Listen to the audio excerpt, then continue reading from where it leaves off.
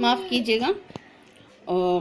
अगले वीडियो में हमने देखा श्रृंगार अद्भुत रस का दूसरा उदाहरण देख रहे हैं हम लोग।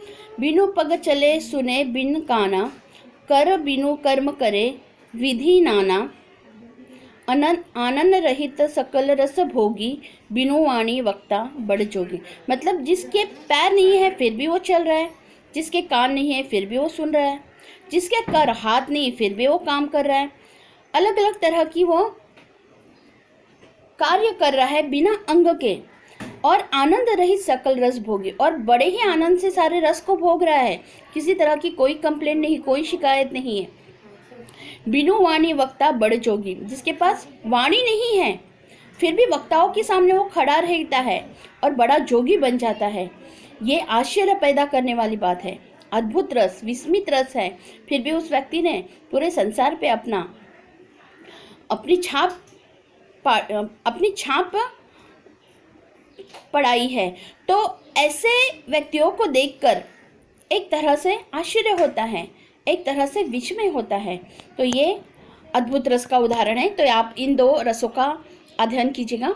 इन दो में से किसी एक रस को आपको परीक्षा में पूछा जाएगा, तो आप वहाँ पर सिर्फ नीचे लिखिएगा कि ये अद्भुत रस है, और आपको कुछ भी नहीं लिखना है। बस आपको समझ में आना चाहिए कि उस काव्य पंक्ति में किस रस के बारे में कहा गया है, और अगर आप समझते हैं तो लिख सकते होगे।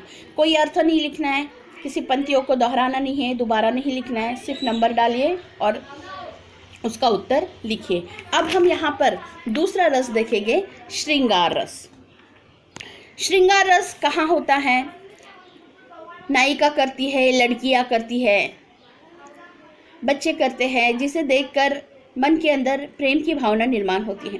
खासकर पे यहाँ पर जो श्रृंगार रस बताया गया है वो श्रृंगार रस नायक और नायिका अथवा स्त्री पुरुष की प्रेम चेष्टाओं का, जो प्यार भरी हंसी मजाक होती है, जो क्रियाकल्प होते हैं, वहाँ पर श्रृंगार रस की उत्पत्ति होती है। तो देखो, श्रृंगार मतलब सजना संवरना, और उन सजने संवरने के बाद वहाँ पर प्रेम की भावनाएं निर्माण होती है, तो वो श्रृंगार रस कहते हैं। जैसे कि हम देखते हैं कि कवि नायिका का वर्णन करते हैं, फिर पिक्चर्स के अंदर हम देखते हैं कि हीरो हीरोइंस की तारीफ करता है जब वे श्रृंगार करती है, तो वहाँ पर प्रेम निर्माण होता है, प्रेम की चेष्टाएं निर्माण होती है, वो श्रृंगार रस कहते हैं। जहाँ नायक और नायिका अथवा स्त्री पुरुष की प्रेम पूर्ण चेष्टाओं मतलब हंसी मजाक या क्रियाकलापों का श्रृंगारिक वर्णन होता है, वहाँ श्रृंगार रस की उत्पत्ति होती है। फिर से देखिएगा, जहाँ नायक और नायिका अथवा स्त्री पुरुष की प्रेम पूर्ण चेष्टाओं, हंसी मजाक या क्रियाकलापों का श्रृंगारिक वर्णन होता है, वहाँ श्रृंगार रस की उत्पत्ति होती है। प्रेमी, उदाहरण के तौर पर प्रेमी प्रेयसी की सुंदरता का वर्णन करता है, तारीफ करता है कि तू बहुत सुंदर है, तेरी आंखें बहुत खूबसूरत है इत्यादि। मतलब श्रृंगार का वर्णन करना। जहाँ मन में प्रेम की भावना उत्पन्न होती है, वहाँ श्रृंगार रस की व्यंजना उत्पन्न होती है, अथवा उसे श्रृंगार रस कहते हैं। मेरे ख्याल से आपको समझ में आ गया होगा कि श्रृंगार रस किसे कहते हैं। अब हम यहाँ पर एक उदाहरण देखेंगे, श्रृंगार रस किसे कहते हैं। मन के रूप निहारती जानकी, कंकन के नग की परछाई, यति सबे सुधी भूली गई, कर टेकी रही पल टरत नाही। अब यहाँ पर राम और जानकी, सीता जी का वर्णन किया है। जब राम स्वयंवर के लिए सीता जी के राजमहल में गए थे, वहाँ पर सीता जी राम के रूप को निहारती है। जो कंगन होता है, उस कंगन के अंदर जो आईने लगे होते हैं, उस आईने के अंदर वो श्री रामचंद्र का चेहरा देखती है, उनकी परछाई देखती है। इसीलिए कहा गया है राम के रूप निहारती जानकी। राम के रूप को जानकी निहार रही है। कंगन के नग की परछाई, कंगन के अंदर जो नग है, उस नग की परछाई में, उस कंगन के अंदर जो हीरे मोती, जो कांच लगाई गई है, उसके अंदर वो उनकी परछाई देख रही है, उसे निहार रही है। यति सबे सुधी भूली गई, और उस पल वह सब कुछ भूल गई है, सब कुछ भूल गई है, सिवाय श्री रामचंद्र के खूबसूरत चेहरे को निहार रही है। टर टेरी रही पल राटत नहीं, और ऐसा लग रहा है मानो समय रुक चुका है, पल रुक चुके हैं, समय आगे नहीं बढ़ रहा है। मतलब यहाँ पर श्री रामचंद्र की सुंदरता को निहारना, ये श्रृंगार रस की उत्पत्ति है। तो यहाँ पर श्रृंगार रस की भावना, प्रेम की भावना निर्माण हुई है। दूसरा उदाहरण, कहत नटत रिझत खिजत मिलत खिलत लजियाद भरे बहन में करत है नैनुन ही सो बात।